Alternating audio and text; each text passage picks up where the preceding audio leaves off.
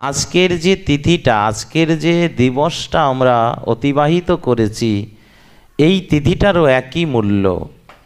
এই তিথিতে যারা হরিকথা শ্রবণ করে, একাদশীর পবিত্র লগনে যারা কৃষ্ণকথা কর্ণ দিয়ে প্রবেশ করে, যাদের হৃদয়ে না চাইতেই তাদের হৃদয়ে শুদ্ধ কৃষ্ণ প্রেম ভক্তির হৃদয় হয়ে যায়। এটা একটা বিশেষ গুণ, বিশেষ গুণ শ্রীমদ্ ভাগবতম মহাপুরাণে বলছে। অন্যান্য সময় কিছু চাইতে হয়, আর এই একাদশী দিবসটাতে না চাইতেও সেই প্রেম প্রাপ্তি হওয়া যায়। কেননা এই দিবসটায় একাদশ ইন্দ্রিয় ভজনমুখী থাকে। রাধে রাধে, নীরবতা পালন করুন এবং এই দিব্য হরিকথায় মনোনিবেশ করুন। শাস্ত্রে বললেন একাদশ ইন্দ্রিয় কিসে, অর্থাৎ সর্বাগ্রে বিশেষ রূপে প্রয়োজন। ইন্দ্রিয় তো 10, আর মন হচ্ছে ইন্দ্রিয়ের রাজা। এইবার এই রাজা সহকে একত্রে বলা হয় একাদশ ইন্দ্রিয়। শাস্ত্রে বললেন এই পবিত্র শ্রী একাদশী পালনে একাদশ ইন্দ্রিয় তারা কৃষ্ণমুখী হয়ে যায়। যে ইন্দ্রিয়ের তাড়নায় মানুষ রাত্রি রজনীর অন্ধকারে পশুত্ব আচরণে প্রবৃত্ত হয়, সেই ইন্দ্রিয় ভোগ বাসনা সমগ্র কিছুকে উপেক্ষা করে দিয়ে তারা কৃষ্ণমুখী অন্তর্মনা হয়ে যায়। এই একাদশীর দিব্য তিথিতে এবং এই দিব্য উপবাসে সমগ্র উপবাসের ব্রতের ফল প্রাপ্তি হওয়া যায়। যেই কারণে আজ সেই পবিত্র শ্রী হরিবাসর তিথি। হরিবাসর অর্থ হরির সাথে বাসর। রাধে রাধে। শাস্ত্রকার প্রমাণ করলেন এই তিথিটাতে ভক্ত এবং ভগবান অত্যন্ত নিকটে থাকে। দেখবেন যখন রাহু নিকটে চলে আসে অমনি কি চাঁদকে গ্রাস করে, তাই না? রাহু যতটা নিকটে আসবে আস্তে আস্তে চাঁদকে গ্রাস করে নেবে। ঠিক তদ্রূপ এই পবিত্র শ্রী একাদশীটা এমন রূপ, ভগবান ছুটে আসে ভক্তের নিকটে। যে ভগবানকে সহজে প্রাপ্তি হওয়া যায় না, তিনি ভক্তের নিকটে আসেন, আর ভক্ত তখন ভগবানকে পেয়ে তার নিকটে থাকবার চেষ্টা করে। যদি ভগবানকে একবার সম্মুখে কেউ পেয়ে যায় তার নিকটেই অবস্থান করে।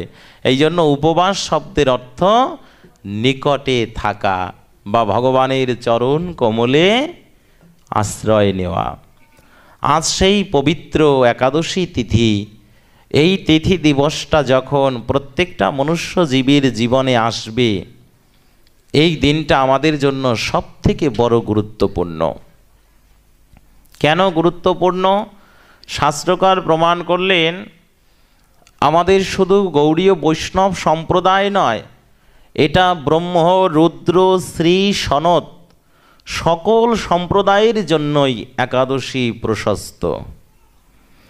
সকল সম্প্রদায়ের জন্য একাদশী প্রশস্ত, করতেই হবে, বাধ্যতামূলক। এখানে কাউকে বাকি রাখেনি বা কাউকে বলার অবয়বটাকেও রাখেনি যে আমাদের না করলেও চলবে। শাস্ত্রকার স্পষ্টভাবে বর্ণনা করেছে যে যে যাহার উপাসনা করুক না কেন, যখন শ্রী একাদশী তিথি আবির্ভূত হবে অমনি সাথে সাথে সমগ্র ব্রতকে পরিহার করে এই একাদশী ব্রত পালন করতে হবে। সমগ্র ব্রত পরিহার করে এই শ্রেষ্ঠ ব্রত একাদশীকে অবশ্যই পালন করতে হবে। একটা হচ্ছে কর্তব্য, একটা অবশ্য কর্তব্য। কর্তব্যটা স্বাভাবিক অর্থে আমরা কিছু করি, দায় সারাভাবে হোক বা যেভাবেই হোক, এটা আমাদের করা প্রয়োজন তাই করি। কিন্তু একাদশীটা এইরকম কোনো কর্তব্য নয়, এটা অবশ্য কর্তব্য, করতেই হবে। এখন প্রাসঙ্গিক রূপে যে যতটা নিষ্ঠার সহিত পালন করা যায়, সেই নিষ্ঠা মতোই ভগবত ভজন পথে থেকে একাদশী পালন বিশেষ রূপে প্রয়োজন। আমরা উপবাস বলতে না খেয়ে থাকাটাকেই বেশি বুঝি, তাই না? উপবাস বলতে যে আজকে না খেয়ে থাকতে হবে, এটা কিন্তু বিশেষ রূপে বুঝি। কিন্তু শাস্ত্রে এমন কথা উদ্ধৃতি করেছে, উপবাস থেকে যদি একটু কৃষ্ণ কথা না শ্রবণ করা যায় তাহলে ওই উপবাসের পূর্ণাঙ্গ ফল প্রাপ্তি হয় না। নিতাই গৌর হরি বল।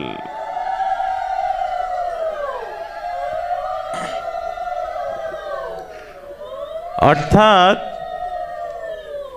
এই উপবাস থেকে একটু ভগবানের দিব্য কথা, রূপ গুণ লীলা এই রস আস্বাদন না হলে উপবাসের পূর্ণাঙ্গতা আসে না। কেননা আপনাদের আছে জানা, প্রতিটা একাদশীর মাহাত্ম্যের মধ্যেই বর্ণনা রয়েছে রাত্রি যাপন করিবে হরি নাম দিয়ে। অনেকে দেখবেন এখনো নিশি জাগরণ করে, একাদশী তিথিতে সারাটা নিশি জাগরণ করে, কি দিয়ে? হরিনাম করতে। তাহলে এইখানেও বলে দিলেন যে আমাদের সারাটা দিবস যতই গৃহকর্মে ব্যস্ত থাকি না কেন, যখন একাদশী তিথি আসবে অন্ততপক্ষে যদি কর্ণে শুনি একটু হরিকথা ওখানে হবে, আমাদের প্রত্যেকের সেখানে যাওয়া বিশেষ রূপে প্রয়োজন। কারণ না হলে পরে আমাদের উপবাসটা শুধুই না খেয়ে থাকা, শুধুই না খেয়ে থাকা হয়ে যায়। যার কারণে এই উপবাসের বিশেষ রূপে প্রয়োজন একটু গীতা ভাগবত আদি শ্রবণ। এটা না শুনলে পরে এই হরিকথায় দিব্য প্রেম আনা যাবে না। আর এই ব্রতের সুনির্দিষ্ট যে ফল, যার জন্য আমরা প্রাপ্তির জন্য এই ব্রত উদযাপন করি, সেই ব্রত উদযাপনের বিশেষ মাহাত্ম্যই হচ্ছে একটু ভগবানের দিব্য কথামৃত স্মরণ করা। এই জন্যই এই পবিত্র একাদশী প্রত্যেকটা জীবের জন্য, কিবা আবাল বৃদ্ধা বনিতা যেই হোক না কেন, অষ্টম থেকে ৮০ বছর পর্যন্ত অবশ্যই তাকে একাদশী পালন করতেই হবে।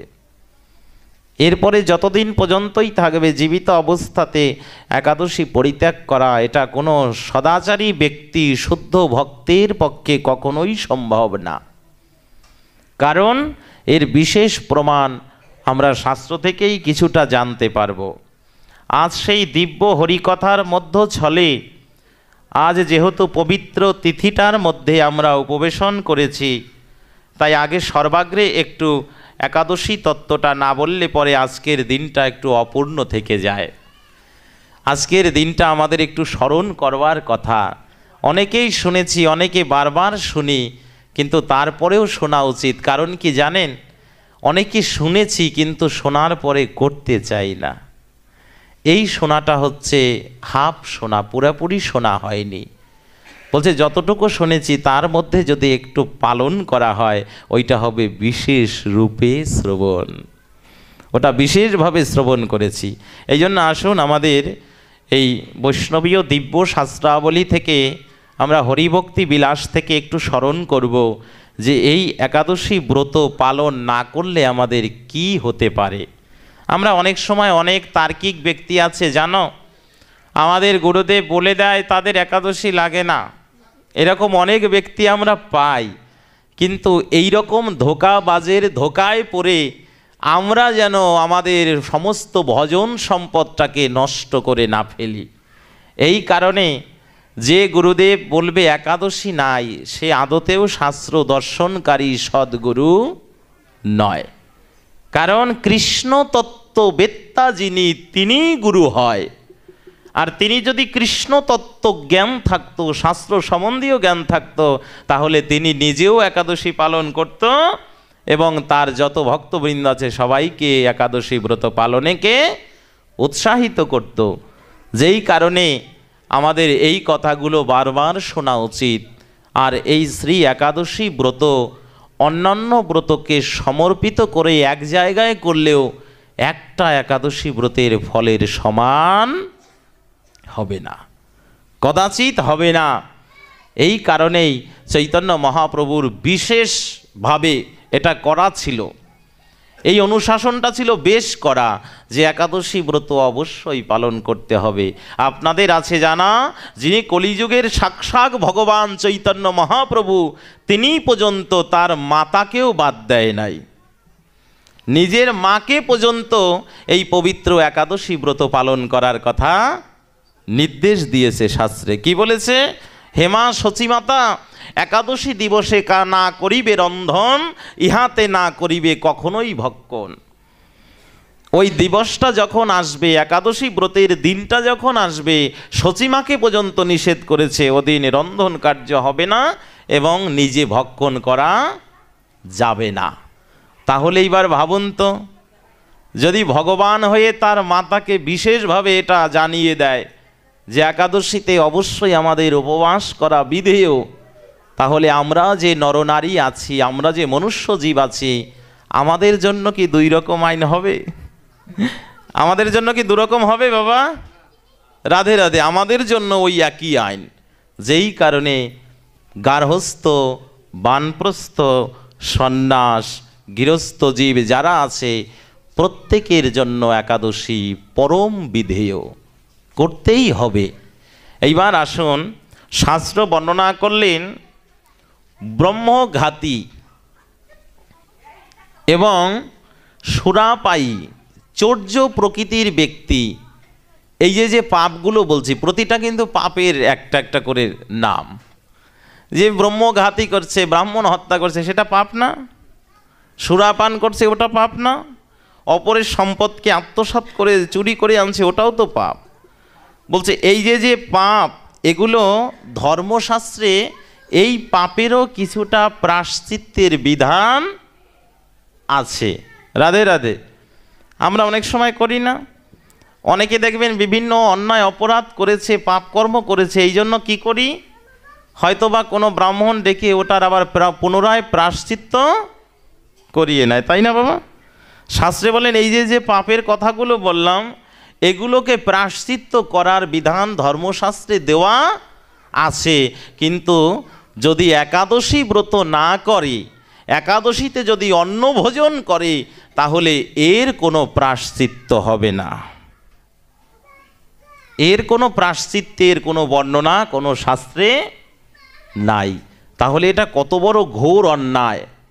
একাদশীতে অন্ন ভোজনকারী ব্যক্তির কোনো ক্ষমা নেই, কোনো শাস্ত্রে এর শুদ্ধাচরণ করেনি। এই কারণে প্রায়শ্চিত্তেরও যেই ব্রত না করলে বিধান নেই, ওটা বিশেষ রূপে করণীয়, করতেই হবে। এইবারে আসুন, আমাদের শাস্ত্র দর্শনকারী ব্যক্তিগণ এই পরিপ্রেক্ষিতে বলেছে, একাদশী তিথি যখন আগত হবে, স্বয়ং ভগবান জমালয়ে গিয়ে নিজেই একাদশী রূপে প্রকট হয়েছিল। যখন জমালয়ের দক্ষিণ দ্বারে সকলে আর্তনাদ করছে, ওই আর্তনাদের শব্দ যখন ভগবানের কর্ণে প্রবেশ করলো, তিনি নিজে গিয়ে ওখানে সাক্ষাৎ একাদশী রূপে আবির্ভূত হলেন এবং সকলে ওই ব্রত পালন করে তারা অনায়াসে বৈকুণ্ঠ ধাম প্রাপ্তি হলো। আজকে সাউন্ডটা ঠিক হয় নাই।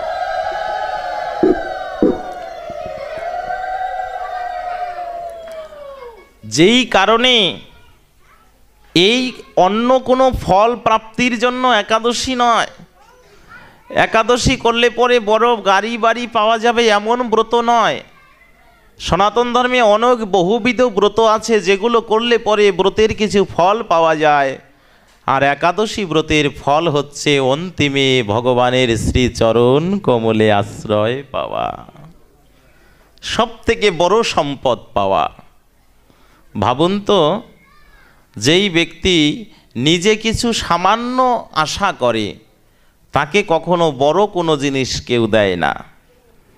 শাস্ত্রকার প্রমাণ করলেন, আমরা যারা ভগবানের নিকটে ক্ষুদ্র ক্ষুদ্র বাঞ্ছা করি, এটা আমাদেরকে পূরণ যদিও হয়, কিন্তু বন্ধন দশায় পড়ে যায়। যেমন পুত্র কামনা করেছেন, পুত্র পেলে পরে আর ভগবানকে স্মরণ আসে না, তখন পুত্রের স্নেহে এতটাই অন্ধ হয়ে যায়, তখন আর ভগবানের সেবার দিকেও মন থাকে না।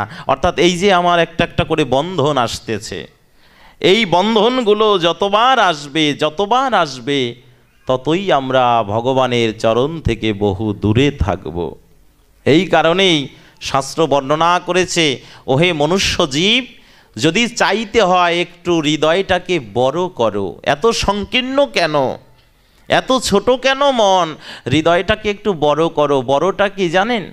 ভাগবত মহাজন বলছে বড়টা হচ্ছে বড় কিছু চাওয়া, আর বড় কিছু চাওয়াই হচ্ছে অন্তিমে যেন আর কোনো সম্পদ না, আর কোনো সম্পদ দিতে হবে না, যা দিয়েছে ওটাই আমার জন্য বন্ধন। যদি দিতেই হয় করুণা করে তোমার চরণ সম্পদটা অনন্তকালের মতো দিয়ে দিও। সব থেকে বড় সম্পদটা ওইটাই দিও। এই যে মনোবৃত্তি, এই যে মনোভাবাপন্ন, এই মন না আসা পর্যন্ত ভগবৎ চরণে আত্মসমর্পিত চিত্ত করা যায় না। যেই কারণে এই একাদশী ব্রত পালন করে ভগবানের কাছে অন্য কিছু চাইতে হবে না, তিনি আপনি করুণা করে কৃপা করে আপনাকে প্রেম ভক্তি রাজ্যে নিয়ে যাবে। আজ সেই পবিত্র তিথি। শুধুমাত্র তাই নয়, আমরা অনেকে মনে করতে পারি, বাবা আমি তো শিব ভক্ত, আমি তো কালী ভক্ত, আমি তো কালীকে উপাসনা করি, আমার উপাস্য দেবতা শিব, তাহলে এই একাদশী তো বৈষ্ণবীয় ব্রত, বৈষ্ণবরা করবে, আমরা কেন করব? এরকম আছে না? রাধে রাধে বাবা, পিছন থেকে আছে না এরকম ভক্ত, যে আমরা তো শিবের উপাসনা করি, আমরা শৈব, শিব মন্ত্র নিয়েছি, শিবের উপাসনা করি, তাহলে আমরা শৈবরা কেন এই একাদশী ব্রত পালন করব? এরকম আছে না আমাদের মধ্যে? দেখুন, এগুলো আমার মুখের কথা নয়, শাস্ত্র থেকে একটা একটা করে বলছি। এগুলো না শুনলে আমাদের এই পরিবর্তন আসবে না। এইখানে শাস্ত্র প্রমাণ করলেন, স্বয়ং ভগবান শিব পার্বতীকে বলিতেছে একাদশীতে অন্ন মাত্রই পরিত্যাগ করিবে। স্বয়ং ভগবান শঙ্কর মাতা পার্বতীর নিকটে বলতেছে যে একাদশী তিথি যখন আসবে ও দেখা মাত্রই অন্ন পরিত্যাগ করিবে। শুধু তাহাই নয়, সমগ্র ভক্তগণ, মানে আমার যারা অনুসারীগণ আছে, এরাও সেই দিবসে কখনো অন্ন গ্রহণ করিবে না। আর এই অন্ন গ্রহণ করিলে এই পাপে তিনি অনন্তকাল পাপ ভোগ করবে। তাহলে এই কথা যদি ভগবান শঙ্কর নিজেই বলে থাকে, আমরা এবার একটু চিন্তা করি তো, যাকে উপাসনা করব, যে আমাদের উপাস্য দেবতা, সেই দেবাদিদেব মহাদেব পর্যন্ত এই পবিত্র একাদশীর কথা মাতা পার্বতীর নিকটে সংকীর্তন করছে। আমরা এখান থেকেও শিক্ষা নেওয়া প্রয়োজন। একাদশী কোনো গণ্ডিবদ্ধ কারো জন্য নয়। একাদশী শুধুমাত্র ইস্কন, গৌরীয় মঠ, বৈষ্ণব এদের জন্যই নয়। একাদশী প্রতিটা শ্রেণীর মনুষ্য জীবের, যারা ভজন করি বা না করি, যারা যে অবস্থাতেই আছি, আমাদের একাদশী কর্ণে আসা মাত্র, শ্রবণ মাত্রই যতটা সম্ভব নিষ্ঠার সহিত একটু পালন করা প্রয়োজন। কেননা আমরা দেহের খাবার অনেক দেই, কিন্তু আত্মার খাবার সহজে দিতে পারি না। যেই কারণে এই পবিত্র তিথিতে, ভগবান নিকটে আসার তিথিতে আমাদের একটু নিকটগামী হওয়া বিশেষ রূপে প্রয়োজন। শুধুমাত্র তাই নয়, দেখুন শাস্ত্রগণ স্পষ্ট বলেছে, এই পবিত্র শ্রী একাদশী তিথিতে ভগবানকে নিবেদন করে যে দ্রব্য আহার করিবে, তাতে তার অনন্তকাল পর্যন্ত ভগবৎ প্রীতি জন্ম নেবে। আমরা বাজার থেকে যদি একটা ফল ক্রয় করে আনছি, ওটাও যখন ভগবানকে দিয়ে প্রসাদটা পাবো, ওইটার ফলের যে স্বাদটা অন্য কোনো ফলের স্বাদ এক করা যাবে না, কারণ ওটা ভগবানের নিকটে যাওয়া মাত্রই প্রসাদ, তার নিকটে যাওয়া মাত্রই প্রসাদ হয়ে যায়, ওটা আর ফল থাকে না। দেখবেন বাজার থেকে বাবা ফল এনেছে, যখন মা ওটাকে বানিয়ে ভগবানের সম্মুখে তুলসী দিয়ে নিবেদন করেছে, তুলসী দেওয়া মাত্রই ওটা মহাপ্রসাদ হয়ে গেছে। এবার যখন ওটাকে আস্বাদন করছে, এবার ওটার একটা বন্দনা করছে, প্রণাম করছে, তারপরে গ্রহণ করছে। অতএব সেই দিব্য প্রসাদ পাওয়ার একটা দিবস। সকলের ভাগ্যে প্রতিদিন হয়তো প্রসাদ পাওয়া হয় না, কিন্তু শ্রী একাদশী তিথি এমনই একটা তিথি যেই দিনটাতে যা কিছু আহার করা হয় ওটা ভগবানের নিবেদিত প্রসাদ। আর অন্তত পক্ষে এই 15টা দিন পর পর যে একটা দিন আসে, এই দিবসে যদি আমরা একটু ভগবানের নিবেদিত প্রসাদ গ্রহণ করি, তাহলে হয়তোবা এই জিহ্বার রসনার লালসা আস্তে আস্তে একদিন দ্রবীভূত হয়ে যাবে। আর যেদিন জিহ্বার লালসা রসনাটা একদিন দ্রবীভূত হয়ে যাবে, অমনি জিহ্বা দিয়ে শ্রীকৃষ্ণ চৈতন্য দিব্য নাম উচ্চারণ হবে, অমনি বদন দিয়ে পবিত্র ভগবানের দিব্য নাম গুণকীর্তন হবে। এই কারণেই আমরা অনেকে বলি আমরাও তো নাম করি, তাতে হয় না। বলছে হবে তো, একটাকে ধরে একটু প্রতিনিয়ত একটু ভগবানকে নিবেদন করে সুখাদ্য মহাপ্রসাদ খাও আর মহানাম সংকীর্তনে রত হও। জিহ্বার রসনা সহজে ছাড়বে না। নারদ সর্বদা বিনা যন্ত্রে নাম করে, তাই না? নারদ আমরা সবাই শুনেছি অহর্নিশি হরিনাম করে, তাই তো? অহর্নিশি হরিনাম করে, যদি যন্ত্র নাও থাকে জিহ্বা থেকে এক নিমিষের জন্য নাম বন্ধ হয় না। জিহ্বা থেকে এক নিমিষের জন্য নামের বিরাম হয় না, নামকে পরিত্যাগ করতে পারে না। এই জিহ্বাটাকে এমন রূপে তৈরি করা, না চাইতেও যেন নাম হয়, না চাইতেও যেন সেই দিব্য নাম তাকে বারবার ধরে ফেলে। যেমন এর বাস্তব প্রমাণ আমাদের শ্রীকৃষ্ণ চৈতন্য মহাপ্রভু। ওনার রসনাটা এমন, সর্বক্ষণ কৃষ্ণ নাম হয়, সর্বসময়ে কৃষ্ণ নাম হয়। কারণ খাইতে শুইতে লইবে নাম, কোনো বিধি বিধান নাই। ভজনটার কেমন একটা মাত্রা দেখেছেন, সর্ব জায়গাতে করতে পারবে, এর কোনো বিধি নিষেধ করা নেই। এর বাস্তব প্রমাণ এই নবদ্বীপের বুকে চৈতন্য মহাপ্রভু যখন এই দিব্য হরিনাম করত, 5ম বছরে 5 বছরের একটা বালক, নাম ছিল গোপাল। একদিন চৈতন্য মহাপ্রভু বাহ্যক্রিয়া সারার জন্য পাশে নদী তটের পাশে বসেছে, অমনি গোপাল ওই পথটা দিয়ে, ছোট বালকটা যাচ্ছে, দেখছে চৈতন্য মহাপ্রভু নিজের জিহ্বাটা এই দন্ত দিয়ে কেটে বসেছে, দাঁতটা দিয়ে জিহ্বাটা কাটছে। যখন এহেন অবস্থা দেখছে, চৈতন্য মহাপ্রভু বাহ্যক্রিয়া শেষ করে যখন এসেছে, অমনি গোপাল ছোট বালক জিজ্ঞাসা করছে, এই যে দেখুন, ধর্মজ্ঞান শুধুমাত্র বৃদ্ধদের জন্য না, ধর্মজ্ঞানটা নব যৌবন প্রাপ্ত প্রতিটা মনুষ্য জীবের জন্য, তবে বিশেষভাবে এটা যৌবন প্রাপ্ত ব্যক্তির জন্য। কেন? কারণ এটা শুনলে পরে আগামী প্রজন্ম হয়তো বা একটু কৃষ্ণ ভজন পথে যেতে পারবে, এই জন্য বিশেষ রূপে প্রয়োজন। সেই গোপাল এসে ডাক দিয়ে বলছে, প্রভু তোমাকে দেখলাম কিছুক্ষণ পূর্বে তুমি দাঁত দিয়ে জিহ্বাটাকে কর্তন করে বসেছ, আচ্ছা তোমার জিহ্বায় কি কোনো সমস্যা হয়েছে?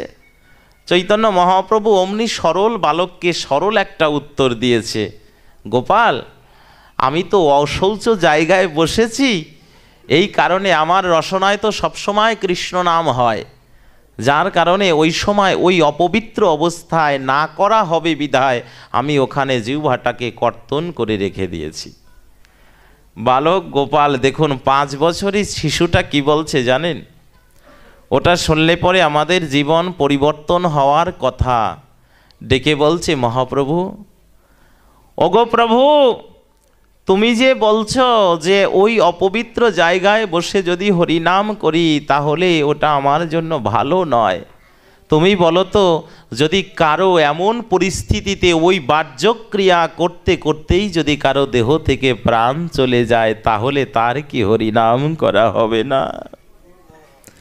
সে কি হরিনাম করতে পারবে না? তার দ্বারা কি হরিনাম সম্ভব না? চৈতন্য মহাপ্রভু বালকের কথাটা শুনে স্তম্ভিত হয়ে গেছে। কি কথা বলছে, কি এমন কথা, এমন সময় যদি প্রাণ চলে যায়? গোপালের নিকট যখন জিজ্ঞাসা করেছে, গোপাল আরও উত্তর দিচ্ছে, প্রভু যদি ওটা অপবিত্র জায়গা হয়, ওটা যদি অপবিত্র হয়, তুমি কৃপা করে বলো কোন জায়গায় বসে হরিনাম করলে তবে হরিনামের ফল পাওয়া যাবে। চৈতন্য মহাপ্রভু সেদিন একটা উক্তি করেছিল, গোপাল তুই যে কথা শোনালি এটা জীবন পরিবর্তন হওয়ার কথা। কখন কার দেহ থেকে প্রাণ পাখি উড়ে যাবে কেউ জানে না। তাই সূচি অসুচি, শুদ্ধ অশুদ্ধ, যেখানে যে অবস্থাতেই থাকি, গৃহে কিংবা বনে থাকি, যেন সদা হরি বলে ডাকি। সদাই যেন তোমার দিব্য নাম করতে পারি, নাম যেন কভু ভুলে না যাই। এই কারণেই এই পবিত্র যিনি নামের সংকীর্তনের পিতা, সেই শ্রীকৃষ্ণ চৈতন্য মহাপ্রভু পর্যন্ত এই দিব্য হরি নাম দিলেন, আমাদের শ্রী একাদশী তত্ত্ব বিশেষ রূপে জানালেন। এবং সেই হরিনাম করতে করতে একসময় ভক্ত যে নামের মাধ্যমে নামীকে নামাতে পারে, এই সিদ্ধান্ত তিনি জানিয়ে দিলেন। কারণ নাম এবং নামী এ দুটোই অভেদ। কেউ যদি ভাবে নাম একরকম আর নামই হয়তো আলাদা, এটা হবে না। যেই নাম সে কৃষ্ণ, তাহলে সেই নাম সংকীর্তনের যজ্ঞের পিতা শ্রীকৃষ্ণ চৈতন্য মহাপ্রভু পর্যন্ত এটাকে বিশেষ রূপে বহন করেছে এবং এই পবিত্র একাদশী করতেই হবে এর বিধান দিয়েছে। কেননা অন্নাদি যাহা কিছু আছে, এই অন্নাদির মধ্যেও তৎসময়ে ওই দিবসের জন্য বহুবিধ পাপ রাশি প্রবেশ করে। যেই কারণে আমরা একটু এই এমনিতেই সমগ্র জীবনটা তো পাপময়, তাই এই পাপ থেকে বিরত থাকবার জন্য অন্তত পক্ষে সেই পবিত্র একাদশীটা যখন আসবে, একটু শুদ্ধ রূপে উপবাস থাকাটা বিশেষ প্রয়োজন। কেননা আমরা কাঠ, পাথর, মাটি, বালু, এই মন্দিরটা সবাই মাঝি। বিশেষ রূপে শ্রবণ করবেন, যে মন্দিরটা ইট, কাঠ, বালি, সিমেন্ট দিয়ে তৈরি করেছি, ওই মন্দিরটা প্রতিনিয়ত সবাই মাঝি। কিন্তু ওই মন্দিরের মধ্যে কতটা ভগবান কতক্ষণ থাকেন ওটা আমি বলতে পারবো না, শাস্ত্র বলে দিতে পারবে না ওই মন্দিরের মধ্যে ভগবান কতক্ষণ থাকে।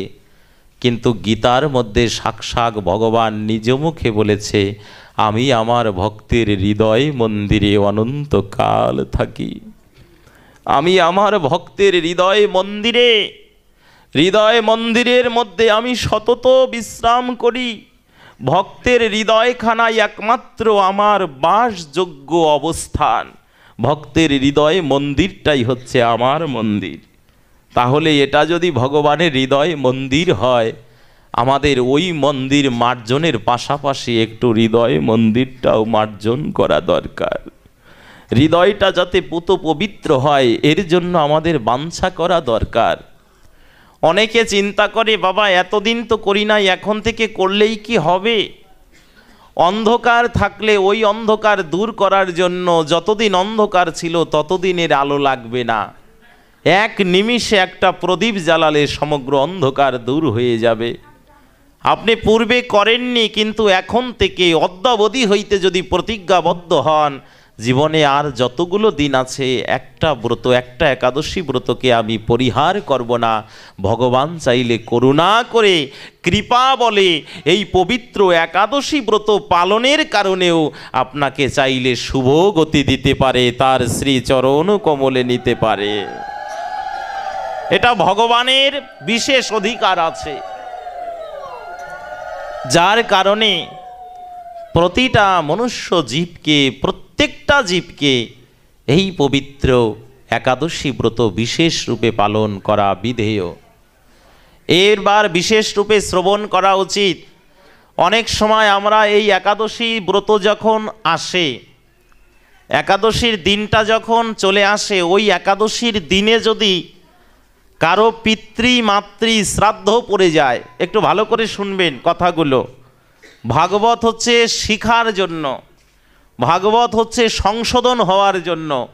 ভাগবত কেন দিচ্ছি? ভুল ছিল, ওই ভুলটাকে সংশোধন করব এই কারণে। তাহলে কি বলছে? কারো যদি পিতৃ শ্রাদ্ধ পড়ে যায় একাদশী দিবসে, পিতৃ শ্রাদ্ধের উত্তম কর্ম হলো বিষ্ণু চরণে পিণ্ড নিবেদন করা, তাই না? রাধে রাধে।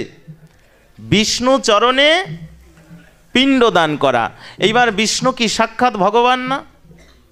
রাধে রাধে। এতে কোনো সন্দেহ আছে? তা ভগবান যদি তিনি হয়ে থাকে, ওই একাদশী দিবসে তাকে যখন পিণ্ডদান করবেন, তিনি কি ওটা গ্রহণ করে? রাধে শ্যাম। বাবা একটু সাড়া দিবেন, কিন্তু কথা বলতে হবে। দেবে তিনি? আচ্ছা, তিনি যদি তা না খেয়ে থাকে, এইবার বিষ্ণু চরণে যে আপনি পিণ্ড নিবেদন করবেন পিতামাতা বা যে কোনো লোকের উদ্দেশ্যে, এই কারণেই শাস্ত্র বিশেষভাবে বর্ণনা করেছে একাদশীতে পিতৃ মাতৃ শ্রাদ্ধ পড়লেও ওই দিন উপবাস করে পরবর্তী দিবসে এর বিধান দেওয়া হয়েছে। কিন্তু আমাদের তো এখন বর্তমান কলির ব্রাহ্মণে ভরা। ওরা যেদিন পড়ছে একদিন লেট করব কেন? কাতা বালিশ ভালো ভালো খাট পালঙ্ক কিনে রাখছে, ওইটা একদিন পরে যদি আমি পুরোটা না পাই, যত তাড়াতাড়ি পারবো ওই দ্রব্যগুলো কবে আমার বাড়িতে আনবো। এই জন্য আপনাদের সচেতন হতে হবে। কারণ আপনি আপনার পিতামাতার সন্তান, আপনি চাইবেন না কখনো আমার পিতৃ মাতৃ কাজটা যেন অশুভ না হয়। এই কারণে আপনাকে এখানে দাঁড়াতে হবে।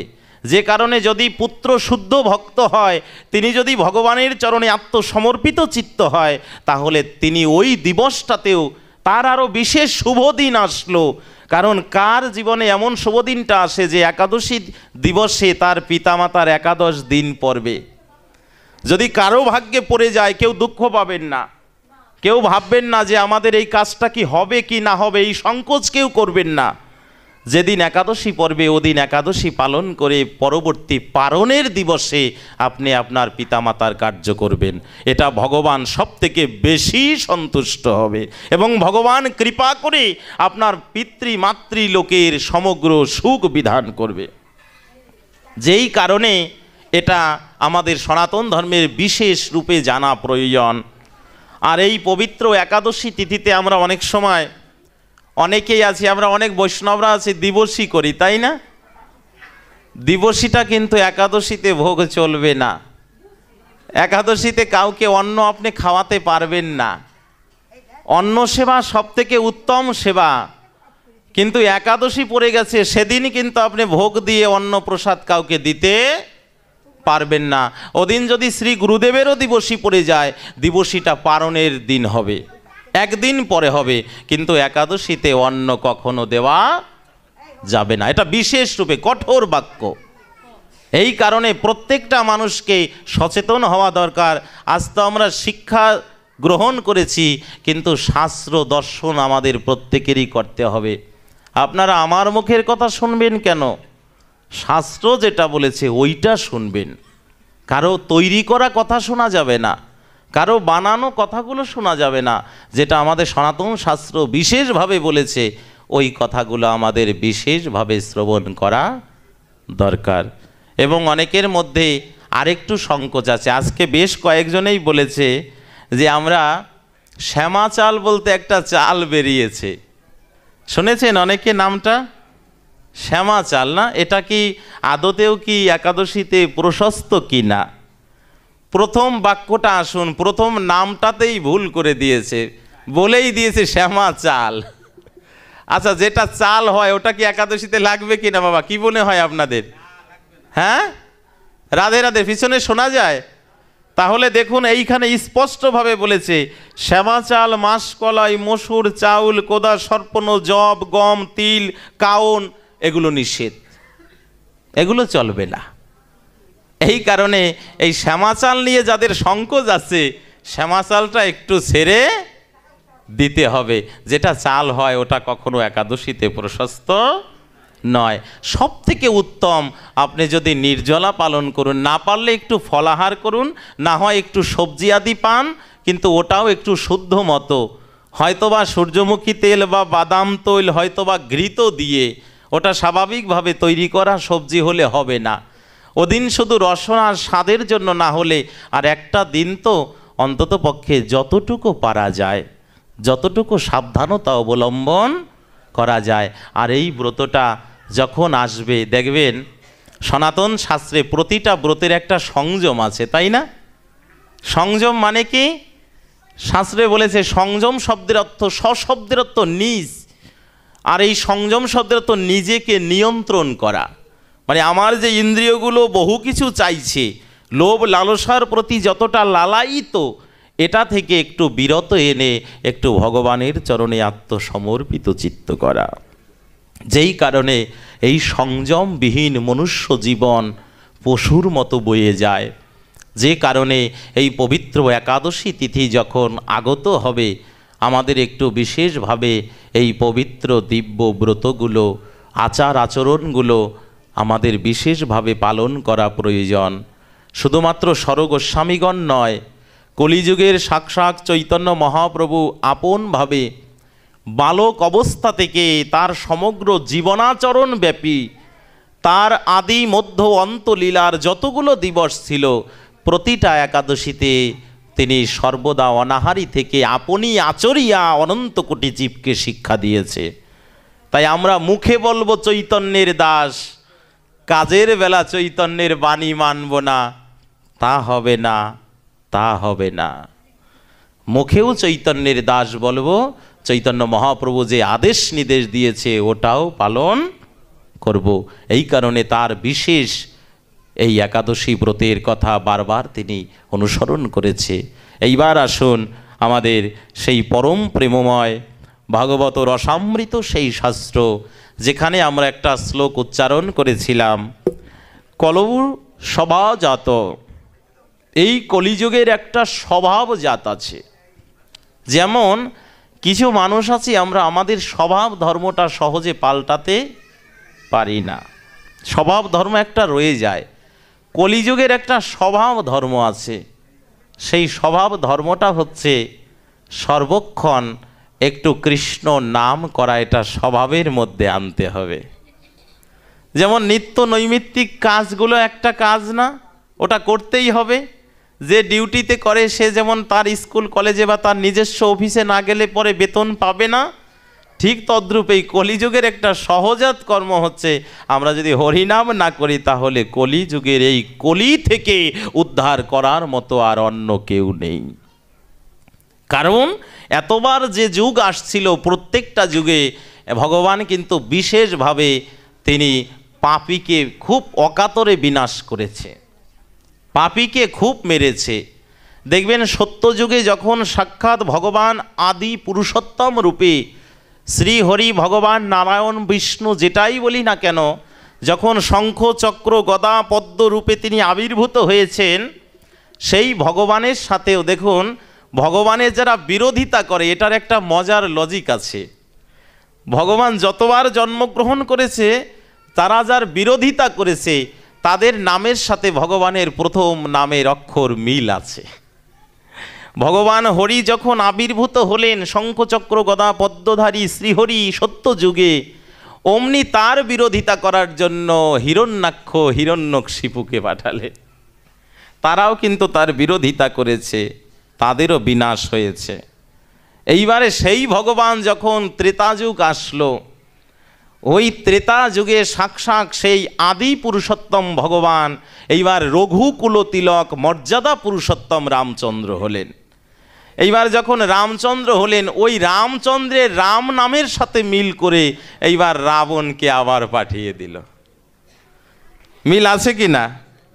এইবার দেখুন যখন রাবণ এসেছে, তিনিও বিরোধিতা করেছে ভগবানের সাথে। এইবার বিরোধিতা যখন করেছে, একসময় তিনিও হত হয়েছে। এইবার ওই ভগবান রামলীলাকে সমর্পণ করে দিয়ে যখন দাপর যুগে লীলা পুরুষোত্তম কৃষ্ণ হয়ে আবির্ভূত হলেন, অমনি কৃষ্ণ নামের সাথে কংস আবার এসে হাজির। এইবার যখন এই যে নামের মিল রয়ে গেল তো, কৃষ্ণ কংস, এইবার যখন কংস এসেছে অমনি কি করেছে, ভগবান তাকেও হত করলেন। কিন্তু কলিযুগে তিনি মর্যাদা নিয়েও নয়, আদি লীলাটে নিয়েও নয়, তিনি লীলা পুরুষোত্তম নিয়েও নয়, কলিযুগে সাক্ষাৎ ভগবান প্রেম পুরুষোত্তম। চৈতন্য মহাপ্রভু প্রেম পুরুষোত্তম। এইবারে দেখলেন এবার যেটা এসেছে, এইবার কোনো অস্ত্রই নাই। এতবার তো কাটার জন্য, মারার জন্য, শাস্তি দেওয়ার জন্য একটা একটা করে অস্ত্র ছিল। এইবার কোনো অস্ত্র নাই, কারণ এবে অস্ত্র না ধরিব, প্রাণে কারে না মারিব, হরি নামে মাতাইব জগৎ সংসার। যতবার কাটবো, দেখবেন একটা গাছ কাটলে ওখান থেকে আবার পুনরায় অঙ্কুরোদ্গমন হয়, হয় না? পুনরায় অঙ্কুরোদ্গমন হয়। যেমন রক্তবীজ কাটার পরেও রক্ত পড়া মাত্রই নতুন রক্তবীজের তৈরি হয়, ঠিক তদ্রূপ পাপী যতবার কাটা হয়, পাপী কাটতে কাটতে যতবার হত করা হয়, পাপী মরে যায় সত্য, কিন্তু পাপ মরে না। পাপী চলে যায় সত্য, পাপ যায় না। এই কারণেই চৈতন্য মহাপ্রভুর শূন্য রিক্ত হস্ত, কিছু নাই, কোনো অস্ত্র নাই। কেন? পাপীকে আর মারতে ইচ্ছা করে না, কারণ পাপীও যদি কৃষ্ণ বলে, পাপীও যদি কৃষ্ণ বলতে পারে, ওই দিন আর পাপী জন্ম নেবে না। তাহলে পরে এতকাল শুধু ভক্ত যারা, সজ্জন যারা, প্রিয়জন যারা, ভগবানের প্রিয় পাত্র যারা, তারাই একমাত্র তার নাম করেছে, তারাই একমাত্র তার গুণকীর্তন করেছে। কিন্তু ভগবান এইবার দেখলেন শুধুমাত্র তাদের করলে তো হবে না, যেদিন সকলেই নাম করবে, সকলে পাপীর মুখেও যেদিন দিব্য নাম হবে, ওই দিনই একমাত্র নামের বিশেষ মহিমা জগৎ জীব জানতে পারবে।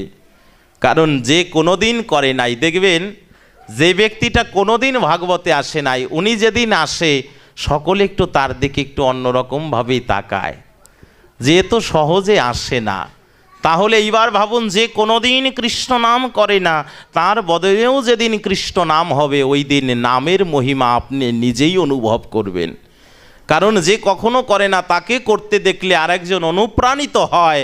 ঠিক তদ্রূপ চৈতন্য মহাপ্রভু জানালেন, অনন্ত কোটি যত পাপী তাপী ব্যভিচারী দুরাচারী যত জীব আছে, এরা কলিযুগে সবাই যদি একবার বাহু উত্তোলন করে হা কৃষ্ণ গোবিন্দ বলে শরণাগতি হয়, আমি ভগবান ওই সমগ্র পাপ থেকে তাকে মুক্ত করে দেব। এই কারণেই এই ভগবানের দিব্য আন্দোলন একটাই, সংকীর্তনৈক পিতরৌ কমলায় তক্ষ বিশ্বম্বর দ্বিজবর যুগ ধর্ম পালো। তুমি তো যুগধর্মের সংকীর্তনের পিতা, তুমি তো সংকীর্তন যজ্ঞের পিতা। এই কারণেই তোমার নিকটে একটাই নিবেদন, একটাই আকুতি, একটাই প্রার্থনা, যেন এই নাম অস্ত্রটা কখনোই ভুলি না। দেখবেন একই অস্ত্র, একই ধারালো অস্ত্রটা, ওই অস্ত্রটা দিয়ে কারো ব্যাধি মুক্ত হয়, কারো প্রাণ বেঁচে যায়। আবার ওই একই অস্ত্রটা যখন আবার এমন কোনো দস্যু ব্যক্তির হাতে পড়ে, ওটা কারো প্রাণ নিয়ে নেয়। তো হরিনামটা হচ্ছে এমন, এই দিব্য প্রেমের অস্ত্রটা যতবার করবেন, যতবার করবেন, ওই অস্ত্রটা আপনার পাপকে হরণ করে খণ্ডিত করবে, কেটে দেবে, বন্ধন দশা কেটে দেবে, আর অন্তিমে ভগবানের চরণে আপনাকে নিয়ে যাবে। কারণ নাম তো নামীর কাছে নিয়ে যায়, নাম নামীর সন্ধান জানে, নাম নামীর কাছে আপনাকে শেষ অবধি নিয়ে যেতে পারে। কারণ এর বিশেষ প্রমাণটা কি জানেন? এর বাস্তব দশা যেদিন আমাদের অন্তিম ক্ষণ ঘনিয়ে আসে, সেদিন আর অন্য কেউ আমাদের সহযাত্রী হয় না, অন্য কেউ আপনাদের সহযাত্রী হয় না। কেউ ভাবছি যে আমাদের সাথে তো সবাই যাচ্ছে, কত বন্ধু যাচ্ছে, বান্ধব যাচ্ছে, কেউ কাঁদছে, কেউ আমার জন্য হাহাকার করছে, কিন্তু যেদিন আপনার অন্তিম যাত্রা হবে, ওরা তো শুধুমাত্র শ্মশান বন্ধু, তো শ্মশান অবধি যাবে, এরপরে আর ক্ষমতা নাই, এরপরে আর যাবার ক্ষমতা নাই, কখনোই পারবে না। ওখান থেকে এবার আপনাকে রেখে এবার ওরা সবাই চলে এসেছে। কিন্তু আপনার সাথের, আপনার নিকটের যারা, যে আপনাকে সেই দীনবন্ধুর কাছে নিয়ে যেতে পারে, ওটা ছিল একমাত্র নাম, যেটা শুনিয়েছিল বারবার কানে, কিন্তু একদিনও করি নাই। ভগবান নয় শুধুমাত্র, ভগবান কখনো কখনো কোনো বৈষ্ণব বেশে, কখনো সাধু বেশে, কখনো সন্ত বেশে, কখনো অতিথি বেশে আপনাকে বারবার শিখিয়েছে, কিন্তু একবারও করি নাই, একবারও স্মরণ করি নাই। বারবার বলেছে, ভাগবত রূপ হয়ে আপনাকে বারবার বলেছে, সাধু গুরু সজ্জন সভায় বারবার শুনেছি, কিন্তু একবারও করি নাই। সেদিন হাহাকার করলে, আফসোস করলে কিছুই হবে না, কিছুই হবে না। এই জন্য কেউ ওই শেষ দিনের নাম শোনার অপেক্ষা করবেন না। শেষ দিন আপনার কানে কে এই নামটা দিবে এর জন্য অপেক্ষা করে বসে থাকবেন না। জীবনে যতদিন প্রাণ আছে, আজ থেকে এই মুহূর্ত থেকেই শুরু করে দেন, প্রতিটা দিনের নিত্যকর্মের পাশাপাশি যেন তার একটু নাম করার জন্য একটু সময় রেখে দেই, তার যেন দিব্য নাম করাটার জন্য সময় রেখে দেই। কারণ মৃত্যুর সময়, মৃত্যুকালে শরীর মরে যার দেহ যায়, দেহান্তে পাইবে কি হে সন্দেহ কি তায়। যদি করতে করতে, ওটা চিন্তা করতে করতে মৃত্যুর সময়ে যদি একবার ধ্বনিত হয়ে যায়, বুঝবেন জীবনটা সার্থক, জীবনটা সুন্দর হবে। যেই কারণে নামাশ্রয়ী ব্যক্তি বিশেষ কৃপা লাভ করে, নাম আশ্রয়ী ব্যক্তি সব থেকে বিশেষ কৃপা পায়, সব থেকে উত্তম কৃপা পায়। নামাশ্রয়ী ব্যক্তি সব থেকে উত্তম। যেই কারণে অপরাধ শূন্য হয়ে একটু নাম বিশেষ রূপে করণীয়। জীবনের 24টা ঘন্টা সময় তিনি দিলেন, 24টা ঘন্টাই শুধুমাত্র নিজের কাজের জন্য ব্যস্ত থাকব, তাহলে তো হবে না। 24টা ঘন্টার মধ্যেও তো কিছুটা সময় বের করতে হবে। অনেকে আমরা বলে থাকি, বাবা আমরা তো সারাটা দিন ব্যস্ত, নিজেদের কর্মে এতটা ব্যস্ত থাকি, আমি কখন তার নাম করব, কখন তার উপাসনা করব, কখন ব্রত করব, কখন উপবাস থাকব। এটা আমাকে বলতে পারবেন, আরও কাউকে বলতে পারবেন, কিন্তু যেদিন মৃত্যুর দেবতা শিয়রে এসে দাঁড়াবে, তাকে বলার অধিকার নাই যে তুমি চলে যাও, আমি আমার সময় মতো তোমাকে ডাকবো, তখন এসো। ওটা বলার ক্ষমতা কারো নাই। এই কারণে ইয়াতস্বহি ধ্রুবং মৃত্যু ধ্রুবং জন্ম মৃতস্বচ। মৃত্যু যেমন ধ্রুব সত্য, যে কোনো মুহূর্তে আসতে পারে, সেই মুহূর্তের জন্য একটু প্রস্তুত থাকা, একটু রেডি হয়ে থাকা। আর রেডি হয়ে থাকার নামই যেন একটু নাম করে মরতে পারি, নাম করেই যেন প্রাণ যায়, নাম উচ্চারণ করিতে করিতেই যেন লীলা সংবরণ হয়। এইটুকুই শুধু রেডি হওয়া। বাস্তব প্রমাণ। একটু বাইরে ঘুরতে যাবেন, বেড়াতে যাবেন, তার জন্য কত কিছু গোছানো, কিন্তু যেখানে অনন্তকালের জন্য যাবেন, সেই মুহূর্তের জন্য একটু নামকে গোছানো যাবে না? ওটাকে কি হৃদয় ব্যাগের মধ্যে একটু ভরে রাখা যাবে না? যখন আমরা দূরপাল্লায় যাই, এই আমার এই জিনিসটা নিয়েছো তো, এই জিনিসটা কি ব্যাগে ভরেছো? ওটা না হলে আমার হবে না, ওটা না হলে আমি যেতে পারবো না, ওখানে যাওয়া সম্ভব নয়। একটু ভাবুন তো, কলিযুগে যে নাম না নিলে পরে, যে নাম স্মরণ না করলে পরে গোবিন্দ চরণ পর্যন্ত যাওয়া সম্ভব নয়। ওটাকে তো আগে হৃদয় ব্যাগে, ওটাকে তো আগে হৃদয় রূপ ব্যাগের মধ্যে ভরে রাখা উচিত। নাম স্মরণ করেই যেন প্রাণ যায়। আর সংকীর্তন পিতা চৈতন্য মহাপ্রভু এই শিক্ষাই দিলেন যে নাম ভিন্ন, নাম না করা ভিন্ন। আমরা কখনোই সেই প্রেম লাভ করতে পারি না। যেই কারণে চৈতন্য মহাপ্রভু শ্রী হরি বাসরে হরি কীর্তন বিধান নিত্য আরম্ভিলা প্রভু জগতেরও প্রাণ। নবদ্বীপের বুকে যখন এই একাদশী বাসর আসত, চৈতন্য মহাপ্রভু এই হরিবাসর তিথির মধ্যে তখন ভক্তবৃন্দদেরকে নিয়ে উদ্দণ্ড বাহু তুলে হরিনাম করত। একদিন চৈতন্য মহাপ্রভু এমন দিব্য হরিনাম করতে করতে উন্মাদ হয়ে গেছে। তখন নামের এমন ভাব, এমন প্রেম, এমন পুলক, এমন কম্পন এসেছে, মহাপ্রভুর ভাবাবেশ হয়ে গেছে। মহাপ্রভুর আর বাহ্যিক জ্ঞান নাই। অমনি যেই সুন্দর মালাটা তৈরি করে ভক্তরা চৈতন্য মহাপ্রভুর গলদেশে পড়েছিল, ওই মালার প্রতিটা কুসুম, মালার প্রতিটা পুষ্প চৈতন্য মহাপ্রভুর কাছে ডেকে বলছে, প্রভু জানি না জীবনে কোন কালে কতটা ভাগ্য করেছিলাম, এই জন্য বৃক্ষের একটা ফুল করে জন্ম দিয়েছ। কত জন্মের নাকি সুকৃতি ছিল, যে কারণে তুমি বৃক্ষ কোলে জন্ম দিয়ে একটা ফুল তৈরি করেছো। আর তার থেকে বড় মূল্যবান সম্পদ পেয়েছি, কোনো ভক্তের হাতে ওই ফুলটা পড়েছিল, যেই কারণে ফুলটা নিয়ে গিয়ে মালা তৈরি করে তোমার গলদেশে দিল। প্রভু আজকে তো শুধু আমরা তোমার গলায় নেই, যখন তুমি রাধা নাম করতে করতে, রা শব্দ উচ্চারণ করতে করতে, ধা বলার সময় থাকে না, ধুলার পরে গড়াগড়ি যায়। রা শব্দ উচ্চারণ হয় কিন্তু ধা শব্দ আর উচ্চারণ কেউ শোনে না। এমন দিব্য ভাব যখন মহাপ্রভুর হৃদয়ে জাগে, অমনি কি করে প্রভুর ওই দিব্য হৃদয়ের মধ্যে রাধা কৃষ্ণ মিলিত তনুত, বাহিরে হৃদয়ে কৃষ্ণ, বহিরঙ্গে রাধা, এই রাধা অঙ্গ কৃষ্ণ অঙ্গ মিলিত হয়ে শ্রীগৌরাঙ্গ যখন এই দিব্য নাম করে, নামের দিব্য প্রেম লাভ হয়ে যায়, তখন ওই মালার কুসুমগুলো ডেকে ডেকে বলে, আমরা এক অঙ্গে রাধা গোবিন্দের চরণ কৃপা লাভ করলাম।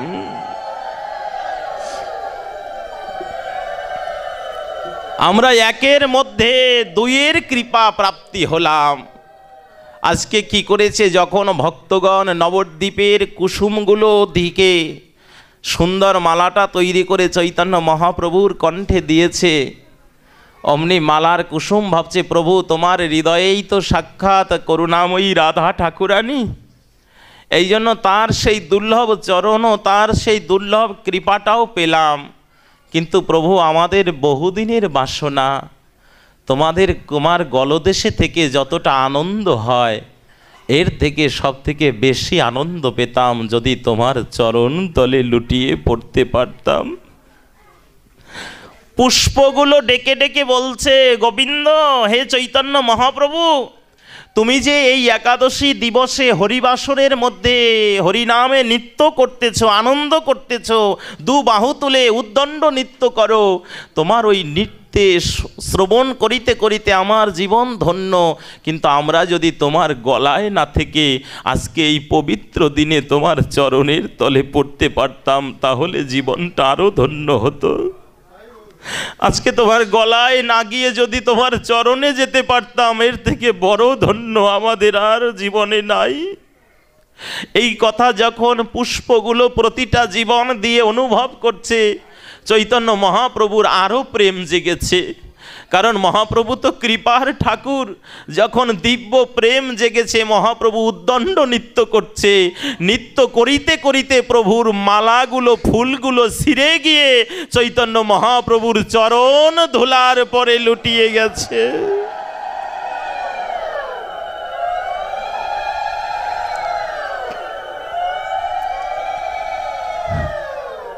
যখন চরণ ধুলার পরে লুটিয়ে গেল, পুষ্প মনে মনে চিন্তা করল, প্রভু জীবনে যতটা পুণ্য করেছি, ব্রহ্মারও দুর্লভ চরণ, ওটা ব্রহ্মাও পায় না, ওটা যোগী ঋষিরাও পায় না।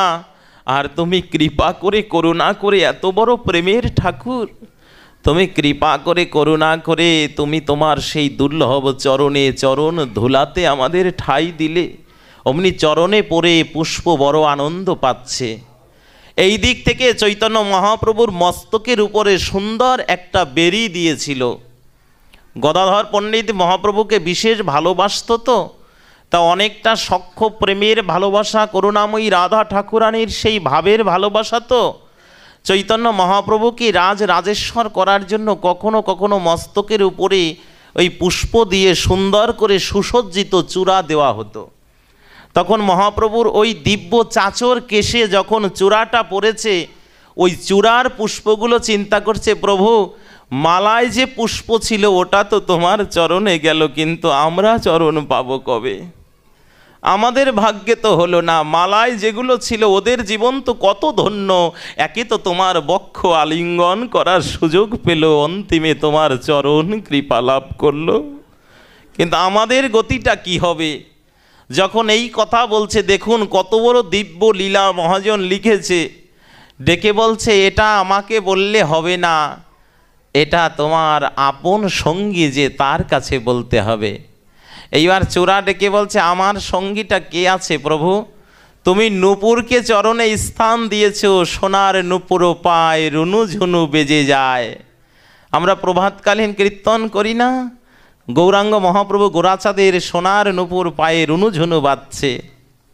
চূড়া ডেকে বলছে, নূপুর তোকে প্রভু চরণে রেখেছে, কিন্তু আমি তো জাগতে পারি না, আমাকে মাথায় তুলে রেখেছে, আমি এখানে থাকতে চাই না, কারণ নদী চায় সবসময় সমুদ্রে যেতে। এই জন্য এর ধারাটা নির্মগামী, নির্মগানাং যথা গঙ্গা, এর ধারাটাই নির্মগামী। এ চায় কবে সাগর বন্ধুর সাথে মিশবে। তাহলে আজকে চূড়া যখন চিন্তা করছে আমি তো তোর চরণধূলি প্রাপ্তি হতে পারবো না, নূপুর ডেকে বলছে পারবে একটা দিন। কোন দিবসটায়? বলছে সেই সময়টা তোমাকে মনে রাখতে হবে। কখন? বলছে চৈতন্য মহাপ্রভু যখন ভাবাবেশ হয়ে যায়, যখন রাধা ভাবে বিভোর হয়ে যায়, যখন রাধা প্রেমে কভু হাসে কভু কাঁদে, কখনো বা ভক্তের দোলার পরে গড়াগড়ি যায়, কখনো বা তিনি হাসে কখনো কাঁদে কখনো নৃত্য করে, যখন এইভাবে নবদ্বীপের বুকে বুকে ঊর্ধ্বণ্ড নৃত্য করবে, ওই নৃত্য করিতে করিতে যখন মহাপ্রভুর দুখানা রাঙা চরণ, কোটি চন্দ্রের ন্যায় যে সুশীতল চরণ, ওটা যখন নবদ্বীপের রজে, নবদ্বীপের মাটিতে, নদিয়ার মাটিতে যখন একাকার হয়ে যাবে, যখন আমি তার চরণের অলঙ্কার হয়ে থাকতে পারি, আমি তার চরণের নূপুর হয়ে ওই ধুলাগুলোকে উপরের দিকে উঠিয়ে দেব। মহাপ্রভু যখন নৃত্য করবে ওই ধুলা উপরে উঠিয়ে দেব, তুই চূড়া মাথাটা নিচু করে সেদিন ওই ধুলাটা মেখে নিস। একবার অহংকারের মস্তকের মাথাটা একটু নিচু করে দিয়ে সেদিন ওই ব্রজের ধুলাটা একবার মেখে নিস। সেদিন আর মাথার পরে ঊর্ধ্বভাবে থাকিস না, মাথার চূড়াটা একটু নিচু করে দিস। নিচু যদি হতে পারো, নিচু যদি বৈষ্ণব চরণে হওয়া যায়, তাহলে ধুলা তাকে দিতেই হবে, পাওয়াই যাবে। এই জন্য ডেকে বলছে, ওরে চূড়া, মাথার পরে কতকাল রহিলি, যদি এমন সুযোগ আসে সেই দিন একটু হেলে যাস।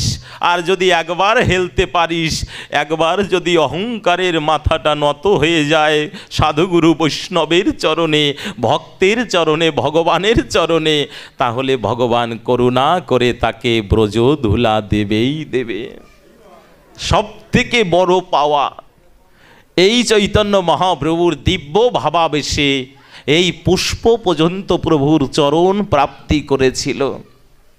নবদ্বীপের এই হরিনাম সংকীর্তন যখন হয়, নদিয়ার বুকে যত পশু পাখিগণ ছিল তারা ভাবে, প্রভু তুমি তো সংকীর্তন ধর্ম দিলে, কলিযুগের ধর্মটা হচ্ছে হরিনাম সংকীর্তন, তো এটা সংকীর্তনের যুগ, তুমি যে সংকীর্তন নাম দিলে এটাই ধর্ম দিলে, কিন্তু সংকীর্তন নাম করার মতো তো জিহ্বা দিলে না। আমাদের তো সেই জিহ্বায়, সেই রসনাতে তোমার নাম হয় না। আমাদেরকে তো মনুষ্য দেহ দেওনি, আমাদের পশুত্ব দেহ দিয়েছ, আর পশুত্ব দেহ দিয়ে তো ওই জিহ্বাতে তোমার নাম করা যাবে না। আর তোমার নাম যদি না করতে পারি, তাহলে কলিযুগের এই কলির কলুষতা থেকে আমাদের উদ্ধার করারও কেউ নেই। সেদিন চৈতন্য মহাপ্রভু সমগ্র নদিয়ার বুকে দাঁড়িয়ে কি বলেছিল জানেন? যেখানে হরিনাম সংকীর্তন হবে, ভক্তরা যেখানে প্রেমে মাতোয়ারা হয়ে যাবে, যেখানে দুটি বাহু তলে একমাত্র গোবিন্দ চরণ প্রাপ্তির জন্য তার দিব্য নাম করবে, ওই নামের ধ্বনি পশু পাখিগণ যতবার কর্ণে শুনবে, শুনিতে শুনিতে হয়তোবা এই দেহ যখন ত্যাগ হয়ে যাবে, ভগবান করুণা করে এর পরবর্তীতে এমন একটা দেহ দিবে, যে দেহ পেলে, যে জিহ্বা পেলে, ওই জিহ্বায় কৃষ্ণ নাম হবে। সেই জিহ্বায় কৃষ্ণ নাম রসনায় কৃষ্ণ নাম লবে, এই পবিত্র গুণ তাকে দিয়ে দিতে পারে। এই জন্য কাকে কখন কিরূপে জন্ম দেবে এটা প্রভু সব থেকে ভালো জানেন। চৈতন্য মহাপ্রভুর আরেকটা বিশেষ দিক আছে। যেদিন এই হরিবাসর তিথিটা আসতো না, যেদিন এই হরিবাসরের দিনটা আগত হতো, চৈতন্য মহাপ্রভু বিশেষ কৃপালু তো, তখন ভক্তদের সবাইকে একত্রিত করে উনি এমন একটা লীলা বা এমন একটা ভাব সংকীর্তন আরম্ভ করে দিতেন, কারো আর গৃহে ফেরার কথা মনে থাকতো না। হয়তো কেউ গিয়েছে সন্ধ্যা রজনীতে প্রভুর কাছে গিয়েছে, কখন যে রাত্রি নিশি হয়ে গেছে কারো মনে নাই। কারণ মহাপ্রভু এমন দিব্য প্রেমের ভাবের গোড়া, যেই গোড়া, যে মূলটা কারো কাছে একবার উদ্ভাসিত হলে ওই প্রেমের মূরতিখানা একবার দেখলে তার সব কিছু ভুলে যায়। ভগবানের দিব্য দিকে যার নয়ন দিয়েছে, দেখুন এই কারণেই ভগবানের বিগ্রহকে বারবার দর্শন করাও পুণ্য। যতবার দেখবেন ভগবানের মন্দিরের শ্রী বিগ্রহ, যতবার দেখবেন ওই বিগ্রহ দেখতে দেখতে আপনার বিষয়ের চিন্তায় যে বিগ্রহ তৈরি হয়েছে না, বিষয়রূপ যে দ্বারগুলো আছে, ওই বিষয়ের দিকে আপনার মনটা যাবে না, ভগবান মুখী হয়ে যাবে। এর বাস্তব প্রমাণ আমাদের চৈতন্য চরিতামৃতে ছিল কৃষ্ণদাস কবিরাজ গোস্বামীপাদ স্বহস্তে তার লীলার মধ্যে লিপিবদ্ধ করেছে। চৈতন্য মহাপ্রভুর এমন আন্দোলনে, এমন প্রেমে ব্যাঘ্র পর্যন্ত তার হিংসা ভুলে গিয়েও হরিনাম করেছে। আপন পশুত্ব, সেই পশু স্বভাব বাদ দিয়ে দিয়েছে। পশুত্বের কোনো গুণ তার মধ্যে ছিল না। পশু প্রবৃত্তিকে ভুলে গিয়ে একমাত্র তার নামের নামই হয়েছে। তার থেকে বড় প্রমাণ জানেন, চৈতন্য মহাপ্রভুর একটা পরিব্রাজক লীলায়, যে মহাপ্রভু যখন সন্ন্যাস লীলা নিয়ে যখন লীলাচলে চলে যায়, উড়িষ্যাতে যায়, তৎকালীন সময় তো উড়িষ্যার পথটা খুব কণ্টকাশ্রীর্ণ, বন জঙ্গল। এক গভীর অরণ্যের মধ্যে চৈতন্য মহাপ্রভু হরিনাম করতে করতে যাচ্ছে। কিছু দূর যাওয়ার পরে দেখতে পায় এক ধোপা নিজের কাপড়গুলো কাচ্ছে। তাই ধোপা নিজের কাপড়গুলো কাচ্ছে, আর এইদিকে চৈতন্য মহাপ্রভু নাম করতে করতে যাচ্ছে ওই পথ দিয়ে। তো মহাপ্রভুর একটা দিব্য স্বভাব ছিল, যাকেই দেখে তাকেই একটু বলতো যে একবার হরি বলো, একবার কৃষ্ণ বলো, বলো কৃষ্ণ, ভজ কৃষ্ণ, করো কৃষ্ণ শিক্ষা। এটা চৈতন্য মহাপ্রভু একটা বিশেষ অবদান ছিল।